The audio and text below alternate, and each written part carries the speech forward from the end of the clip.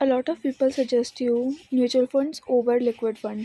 एक तरफ mutual funds हैं जहां पिछले कुछ दिनों में कई इन्वेस्टर्स को या तो नेग्लिजिबल रिटर्न मिल रहा है या फिर लॉसेस, और दूसरी तरफ हैं लिक्विड फंड्स जहां आप देख सकते हैं कि मुझे कंसिस्टेंटली रिटर्न मिल रहा है। लेकिन आखिर ऐसा क्यों? क्या लिक्विड फंड बेटर है? चलिए सिंपल लैंग्वेज में समझते हैं।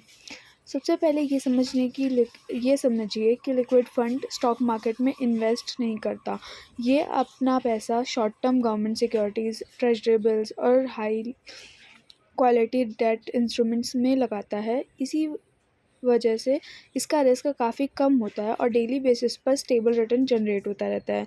इसीलिए जब इक्विटी मार्केट गिर रहा होता है, तब भी लिक्विड फंड्स पर उसका बहुत कम इम्पैक्ट पड़ता है। अब बात करते हैं म्यूचुअल फंड्स की। अगर आप इक्विटी म्यूचुअल फंड में इन्वेस्ट करते हैं तो उसका डायरेक्टली स्टॉक मार्केट के परफॉर्मेंस पर रिटर्न डिपेंड करता है। मार्केट करेक्शन आए, ग्लोबल न्यूज़ हो, वॉर हो या फिर एफआईआईज की सेलिंग, तो एनएवी गिर सकती है और शॉर्ट टर्म में लॉस भी देखने को मिल सकता है। इसका मतलब ये नहीं है कि म्यूचुअल फंड ख़राब है, बस उसका इन्वेस्टमेंट हॉरिजॉन लॉन्ग टर्म होना चाहिए। तो अब बात करते हैं कि how to choose a good liquid fund. तो इसका जवाब 3 चीज़ों पर डिपेंड करता है। नंबर 1, एक्सपेंस रेशियो जितना कम हो उतना better. Second, fund house reputed होना चाहिए। और थर्ड, पोर्टफोलियो क्वालिटी चेक कीजिए। फंड ज़्यादातर गवर्नमेंट सिक्योरिटीज़ या एएए रेटेड इंस्ट्रूमेंट्स में इन्वेस्ट करा होना चाहिए। सिर्फ पिछले रिटर्न देखकर इन्वेस्ट मत करो।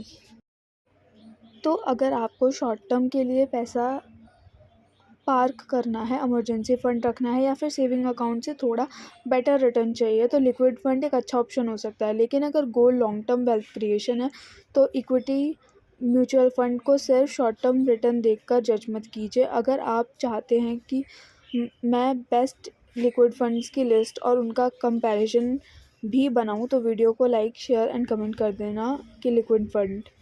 So I will take another part on that. Thanks for watching.